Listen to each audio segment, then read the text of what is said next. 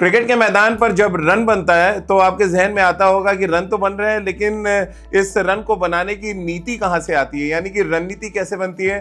ठीक वैसे ही अगर चौके और छक्के मैदान पर लगते हैं तो फिर आप सोचते होंगे कि भैया बल्लेबाज के पास ये कूटनीति कहाँ से आ रही है। और इन तमाम सवालों के जवाब ढूंढने के लिए आपको एक शख्स के पास जाना पड़ेगा, और ये शख्स होते हैं उस बल्लेबाज का, उस खिलाड़ी का कोच। और इस कोच की सोच ही उस खिलाड़ी को बहुत बड़ा बनाती है। आज हमारे साथ एक ऐसी शख्सियत मौजूद है जो बहुत जबरदस्त कोच रहे हैं। उनके अंडर में जो जो खिलाड़ी गए वो कुछ ना कुछ बन के ही निकले हैं। और इस बार की अगर हम दिल्ली लीग की बात कर लें तो 4 में से 3 टीमें ऐसी थी जहां पर उनके शिष्य खेल रहे थे। इसके अलावा अगर हम देश से खेलने वाले खिलाड़ियों की बात करें तो एक लंबी फहरिस्त है, जिसमें सबसे बड़ा नाम तो हेड कोच गौतम गंभीर का है। और अभी हाल में ही अमित मिश्रा ने भी जो अलविदा कहा, यानी कि ऑल फॉर्मेट रिटायरमेंट उन्होंने अनाउंस किया, वो भी सर के शिष्य हैं। और साथ ही 2 और खिलाड़ी जो अभी भी भारतीय टीम में आने के लिए या तो दरवाजा खटखटा रहे हैं या दरवाजा में है, हर्षित राणा और नीतीश राणा की हम बात कर लें यहाँ पे।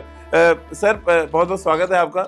और आपसे तो हम अक्सर मुलाकात भी करते रहे और बात भी करते रहे, लेकिन अब क्योंकि आपने एक नया प्रोजेक्ट शुरू किया है भोपाल में, तो सबसे पहले उसके बारे में थोड़ा सा बताएं, फिर वापस हम क्रिकेट के मैदान पे आते हैं। वो तो यही है कि दिल्ली में क्या था कि मेरा ड्रीम प्लान था जी। अगर आप अभी मैं एग्जाम्पल दूं तो प्रियांश आर्या था जो 3 करोड़ 80 लाख में गया, वो 3 साल का उसका कॉन्ट्रैक्ट हुआ, तो उसको 3 करोड़ 80 वैसे मिलेंगे, और 17 मैच खेला तो 7,50,000। आपकी मैथमेटिक्स भी बहुत अच्छी है मतलब।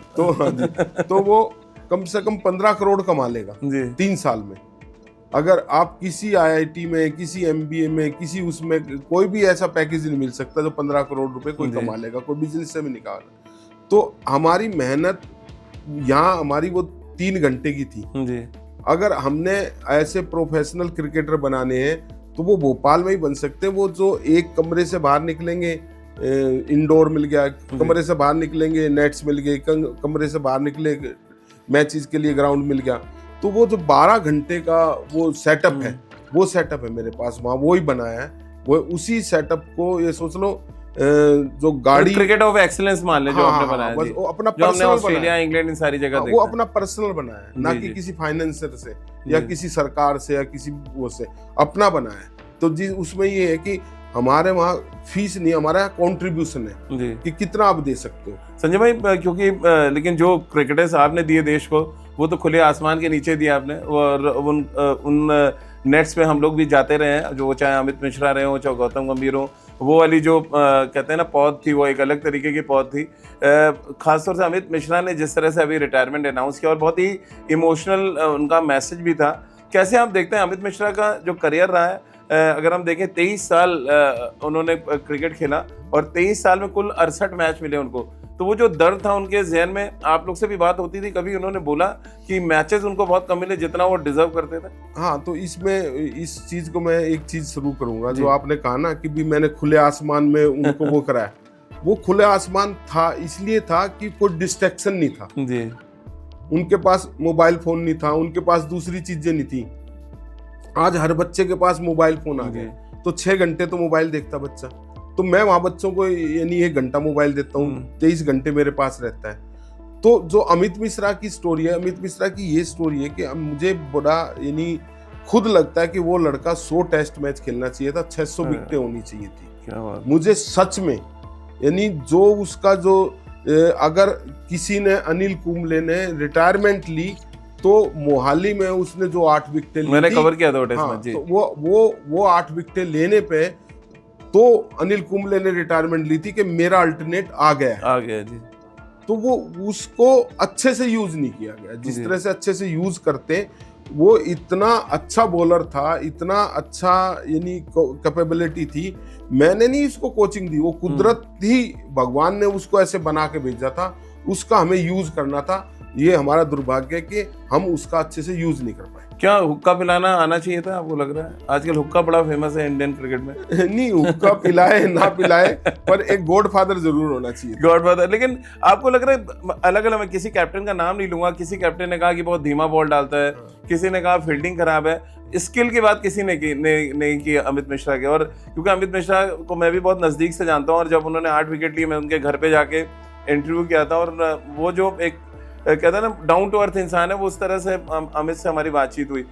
ये जो पेन है, कभी उन्होंने शेयर किया कि फला कप्तान, या आप कप्तान का नाम ना भी लें कोई फर्क नहीं पड़ता है, बट जैसे आपने कहा गॉडफादर मीन्स तो कैप्टन ही हो गया, तो क्या कैप्टन का सर पे हाथ होना किसी बॉलर के लिए बहुत जरूरी हो जाता है? कैप्टन का तो जो हाथ होना वो सबसे जरूरी है, क्योंकि जब वो आपकी इनसिक्योरिटी खत्म करता है, जब आप उसको आपकी इनसिक्योरिटी खत्म हो जाएगी। यही कप्तान था राहुल द्रविड़, विजयवाड़ा में मैच खेल रहा था, और उसको कहते हैं उस टाइम पे फ्लैटर विकेट होती है बिल्कुल, तो जिम्बाब्वे के अगेंस्ट उसने एक इनिंग में 6 विकेटें ली थी, और वो उसको पूरा उसने राहुल द्रविड़ ने कहा था भैया पूरे सुबह से शाम तक बॉल डालिए, मुझे नहीं पता। तो यही वजह थी, तो वो 6 विकेटें ले गया था जी। तो आप जब तक उसको ये प्लेयर को प्रमोट करना होता है जी।